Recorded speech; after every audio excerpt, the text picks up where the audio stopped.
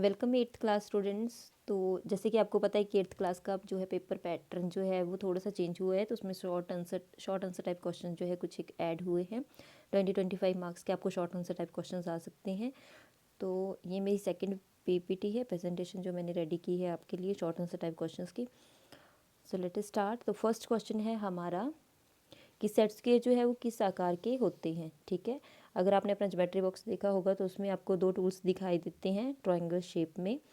तो first question यहाँ पे है कि सेट स्क्वायर जो है किस आकार के होते हैं, मतलब कौन सी शेप में होते हैं सेट स्क्वायर। तो ये होते हैं आपके त्रिभुजाकार। ठीक है, ऑप्शन आ सकती है, तीन आपकी ऑप्शंस होंगी। तो तीन ऑप्शंस में जैसे त्रिभुजाकार, वर्गाकार, आयताकार ऐसे ऑप्शन दी होंगी, तो आपने किसके ऊपर टिक करना है, त्रिभुजाकार। ओके, नेक्स्ट क्वेश्चन है ज्योमेट्री बॉक्स में कितने सेट स्क्वायर होते हैं। ये तो नॉर्मल सा क्वेश्चन, अगर आपने ज्योमेट्री बॉक्स ओपन करके देखा है उसको ढंग से, तो उसमें 2 सेट स्क्वायर्स होते हैं। ओके, नेक्स्ट है सेट स्क्वायर कितने डिग्री के होते हैं। अब देखो 2 सेट स्क्वायर होते हैं और दोनों सेट स्क्वायर अलग अलग डिग्रीज के होते हैं। तो एक सेट स्क्वायर आपका होता है 45, 90 डिग्री। ठीक है, टोटल कितना हुआ इसका, 180 डिग्री। ओके, और सेकंड जो सेट स्क्वायर है वो 30, 60, 90 डिग्री का होता है, और इसका भी टोटल कितना होता है, 180 डिग्री। ठीक है, तो दोनों सेट स्क्वायर्स का टोटल कितना होता है, 180 डिग्री। और एक सेट स्क्वायर में ऐसे याद रख लेना कि 90 डिग्री तो दोनों सेट स्क्वायर में होगा, एक में 45 होगा और दूसरे में 30, 60, 90। Okay, clear. नेक्स्ट क्वेश्चन है आपका वृत्त के मध्य बिंदु को क्या कहते हैं। ऐसे आपको ऑप्शन आ सकती हैं। तो ये देखो सर्कल जो होता है इसका सेंटर पॉइंट जो होता है तो इसको क्या कहते हैं, तो सेंटर पॉइंट को बोलते हैं केंद्र। ओके, वृत्त के मध्य बिंदु को क्या बोलते हैं, केंद्र। सेकंड ऑप्शन इसका इसका राइट आंसर है। ओके, तो नेक्स्ट क्वेश्चन है आपका ऐसा समक्षेत्र जो गोल रेखा परिधि से घिरा हो उसे क्या कहते हैं। देखो ऐसा समक्षेत्र जो गोल रेखा परिधि होती है सर्कल की बाहर वाली लाइन। ठीक है, ये जो बाहर का सर्कल होता है, ये जो लाइन होती है इसको बोलते हैं परिधि। तो ऐसा समक्षेत्र जो गोल रेखा परिधि से घिरा होता है उसे क्या कहते हैं, उसे कहते हैं वृत्त। ओके, नेक्स्ट क्वेश्चन है आपका 4 से अधिक सरल रेखाओं से घिरी आकृति को क्या कहते हैं। अब देखो क्वेश्चन नंबर 5 है आपका, ये 4 से अधिक सरल रेखाओं से घिरी आकृति को। अब यहाँ पे बात कीजिए, अगर तो 4 बोला होता कि 4 रेखाओं से घिरी हुई आकृति को क्या कहते हैं, तो आप इसको बोल सकते हैं चतुर्भुज। लेकिन यहाँ पे क्या बोला है कि 4 से अधिक रेखाओं से घिरी हुई आकृति को क्या कहते हैं, तो इसमें आपकी पेंटागन, हेक्सागन, ऑक्टागन, ठीक है, वो आ सकती हैं।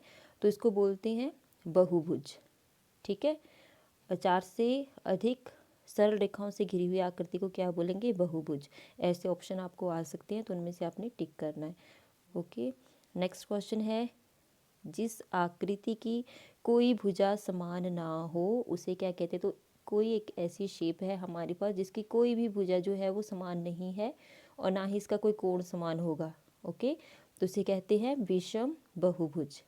ओके, क्वेश्चन नंबर 6 का राइट आंसर है विषम बहुभुज। ओके, क्वेश्चन नंबर 7 है आपके पास, ऐसे कलर से रिलेटेड भी क्वेश्चन आ सकते हैं कि कौन सा कलर जो है, ऐसे 3 कलर्स आपको दे सकते हैं कि कूल कलर है।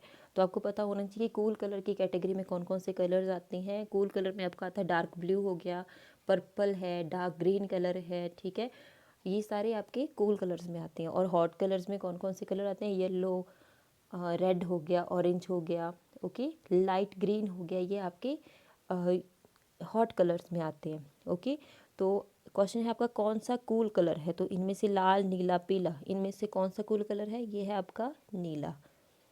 सेकंड ऑप्शन जो है राइट ऑप्शन है। क्वेश्चन नंबर 7 का आंसर कौन सा होगा, सेकंड, नीला। ओके, कौन सा गर्म रंग है, मतलब हॉट कलर कौन सा है इनमें, नीला, जामुनी और पीला। तो अभी मैंने बताया कि हॉट कलर की कैटेगरी में कौन कौन से कलर आते हैं, जो जिन कलर्स को देख के हमें गर्माहट फील होती है। ठीक है, तो उनको क्या बोलते हैं, हॉट कलर, गर्म रंग बोलते हैं उनको। तो इनमें येलो कलर है इसका राइट आंसर। क्वेश्चन नंबर 8 का राइट आंसर है येलो कलर। ओके, नेक्स्ट है विबगोर में आई कौन सा कलर है। तो आई है आपका, आई से कौन सा कलर बनता है, indigo, indigo. Okay, Y for violet, I for indigo, B for blue, G for green, Y for yellow, O for orange and red, R for red. Okay, तो I से कौन सा कलर बनता है? इंडिगो। नेक्स्ट क्वेश्चन है आपका, चाप के सिरों को मिलाने वाली रेखा को क्या कहते हैं? ओके, तो ये देखो, सपोज करो ये आपकी चाप है। ओके, बहुत सारे बच्चे इसमें कंफ्यूज हो जाते हैं जिनको चाप, आर्क और एक सेमी सर्कल में, अर्धवृत्त में डिफरेंस पता नहीं लगता है। देखो, सेमी सर्कल होता है आपका, जिसको अर्धवृत्त बोलते हैं, वो होता है हाफ सर्कल। ठीक है, सपोज करो ये आपका सर्कल है, तो ये जो हाफ वाला पोर्शन होगा इसको क्या बोलेंगे आप? इसको बोलेंगे अर्धवृत्त, सेमी सर्कल। ठीक है, तो जो सेमी सर्कल से भी छोटा हमारे पास एक पार्ट आता है सर्कल का, उसके को बोलते हैं हम चाप।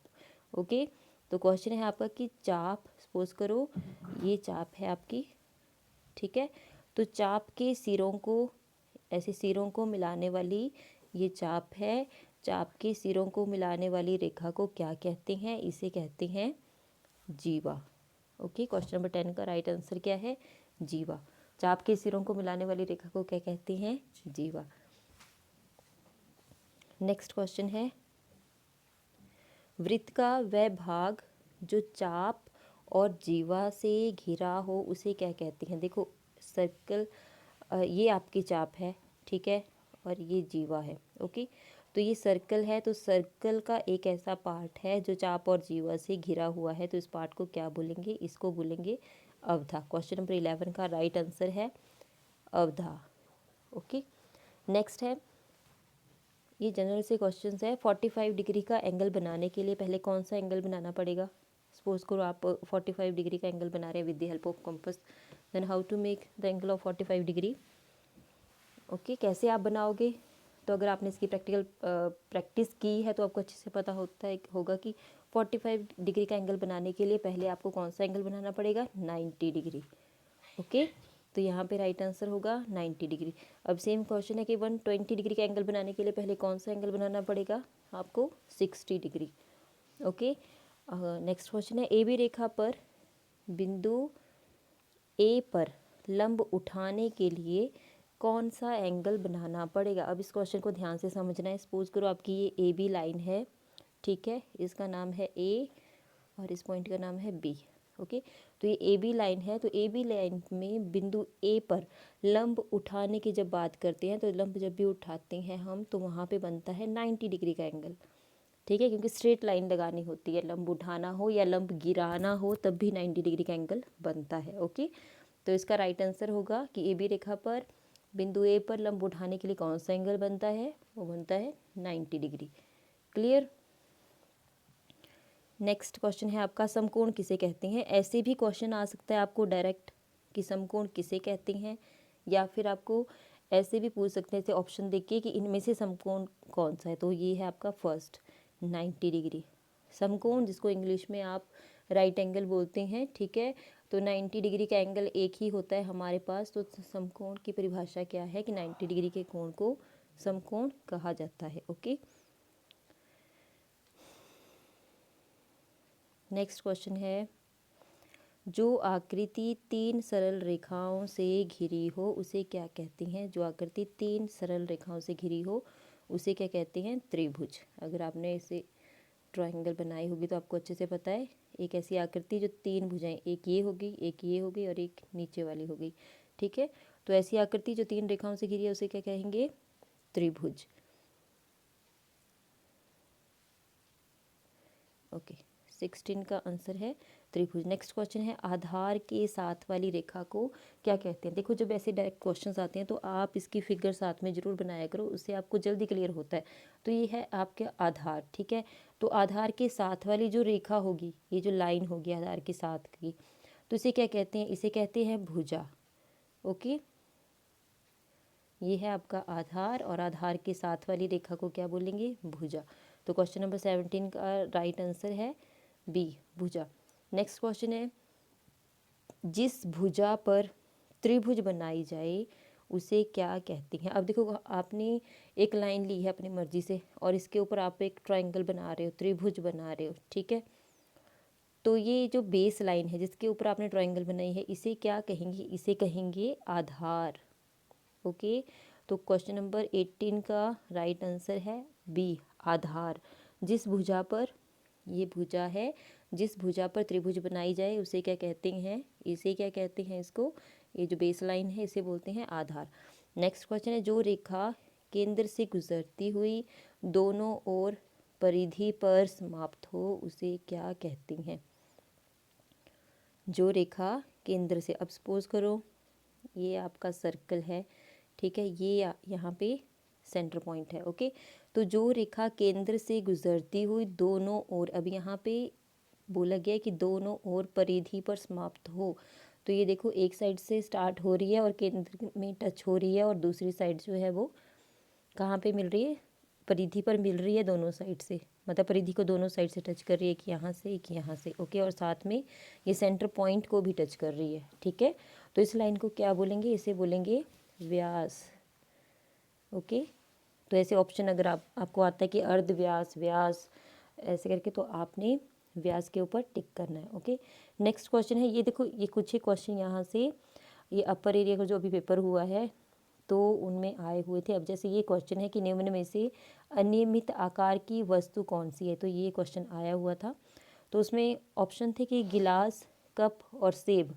अब इन तीनों को ध्यान से देखना है, ऐसी कौन सी शेप है, ठीक है, जो अनियमित बनती है। अनियमित मीन्स जो परफेक्ट रेशो के साथ नहीं बनती है। जैसे अगर आप गिलास बना रहे हो तो आपको पता है गिलास दोनों साइड से सेम बनता है, कप बना रहे हो तो वो भी दोनों साइड से सेम बनता है ना। लेकिन थर्ड क्या है, इसका राइट आंसर आएगा सेब। सेब को तो आप फ्री हैंड बनाते हो ना, इसकी कोई मेजरमेंट नहीं होती है, ओके। नेक्स्ट क्वेश्चन है आपका,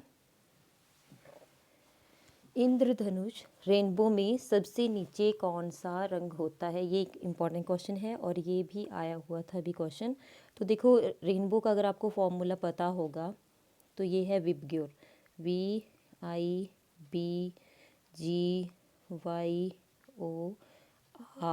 ठीक है। तो रेनबो ये जो फॉर्मूला है इसका, ये चलता है उल्टा, उल्टा इन द सेंस कि रेड कलर जो होता है वो आता है सबसे टॉप में रेनबो में, ओके। जब भी आप ऐसे रेनबो देखते हैं ध्यान से उसको देखना है, रेनबो में 7 कलर्स होते हैं, ठीक है। और सबसे टॉप में कौन सा कलर आता है, विबग्योर का जो फॉर्मूला है उसमें रेड सबसे नीचे है, लेकिन रेनबो में रेड सबसे ऊपर होता है, ओके। और सबसे नीचे कौन सा कलर आता है, वॉयलेट,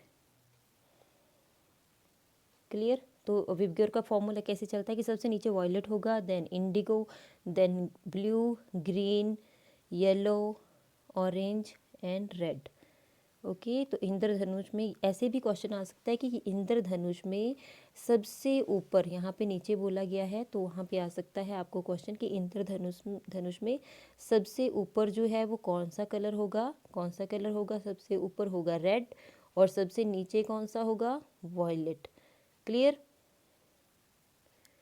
सबसे नीचे कौन सा कलर होगा, वॉयलेट।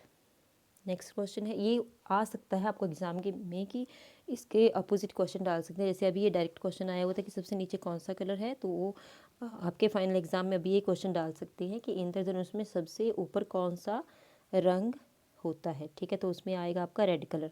नेक्स्ट क्वेश्चन, ये सारे क्वेश्चन जो है वो अपर एरिया के बच्चों को आए हुए थे, ठीक है। तो ड्राइंग शीट का आकार कैसा होता है।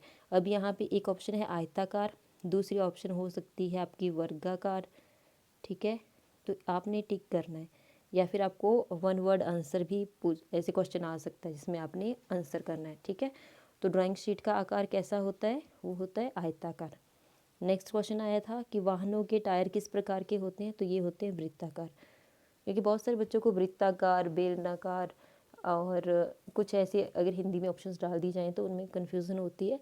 तो वृत्ताकार होगा या फिर बेलनाकार ऑप्शन आएगा, तो इसमें आपने वृत्ताकार में, क्योंकि सर्कल शेप में होते हैं ना टायर, बस के टायर कैसे होते हैं, सर्कल में होते हैं ऐसे, ओके। नेक्स्ट है ऐसा समक्षेत्र जो गोल रेखा से घिरा हो, ठीक है। ऐसा क्षेत्र है जो गोल रेखा से, ये जो अंदर का सारा पार्ट है गोल वाला, इसे क्या कहते हैं, इसे कहते हैं वृत्त, ओके। नेक्स्ट है वस्तु चित्र। वस्तु चित्रण होता है मॉडल मेकिंग। वस्तु चित्रण करते समय दोनों पंक्तियों में कितने विद्यार्थी बैठते हैं टोटल। तो जैसे ये वस्तु मॉडल मेकिंग का एक और क्वेश्चन हमने पहले किया था।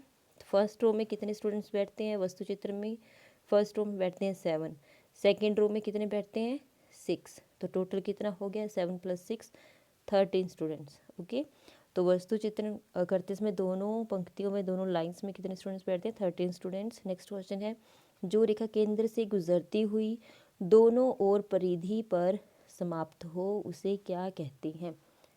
ठीक है, तो उसे कहते हैं व्यास। ऐसे सर्कल से ये क्वेश्चन पहले भी आया हुआ है आपके पास।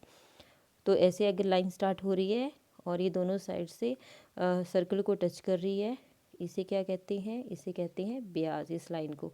और यही लाइन अगर हाफ से सेंटर पॉइंट से एक साइड को टच करे तो इसे क्या बोलेंगे, इसे बोलेंगे अर्ध व्यास। ओके, व्यास और अर्ध व्यास में डिफरेंस पता होना चाहिए। ओके, तो ये आज के क्वेश्चन थे आपके। ओके, आई थिंक आपको समझ आ गए होंगे सारे क्वेश्चंस। इनको अच्छे से रिवाइज कर लेना है सभी ने। Okay, thank you everybody.